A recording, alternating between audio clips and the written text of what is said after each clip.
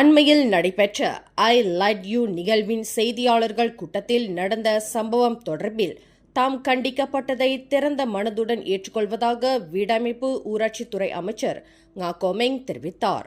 நடந்த தவற்றை ஒரு படிப்பினையாக தாம் ஏற்றுக்கொள்ளும் அதே வேளையில் இந்நாட்டில் உள்ள ஊடகங்களின் சுதந்திரத்தை தொடர்ந்து மதித்து வருவதில் தாம் உறுதி பூண்டிருப்பதாக ngah komeng குறிப்பிட்டார்.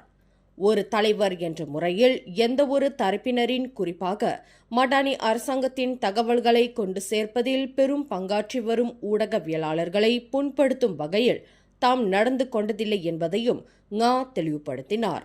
Menerima dengan hati yang terbuka segala teguran.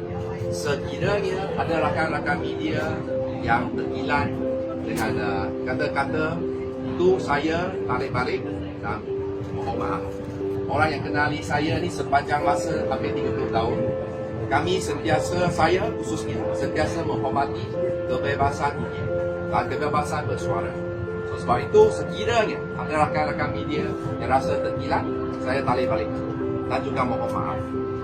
Supaya kita dapat fokus untuk memastikan kita terus mengangkat martabat negara. I want to focus on nation building.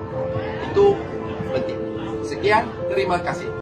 அதேவேளையில் வீடமைப்பு ஊராட்சித்துறை அமைச்சின் தகவல்களை மக்களுக்கு கொண்டு சேர்ப்பதில் ஊடகவியலாளர்கள் ஆற்றி வரும் பங்களிப்புக்கு தமது நன்றியையும் பாராட்டுகளையும் தெரிவித்துக் கொள்வதாக தமது முகநூலில் வெளியிட்ட ஓர் அறிக்கையில் ngah குறிப்பிட்டுள்ளார். மேலும் இவ்விவகாரத்தில் சம்பந்தப்பட்டுள்ள ஊடகவியலாளர்களை பணிவன்புடன் சந்திப்பதற்கு நான் தயாராக இருக்கிறேன். விரைவில் அவர்களை சந்திப்பேன் என்று ngah தமது முகநூலில் குறிப்பிட்டுள்ளார்.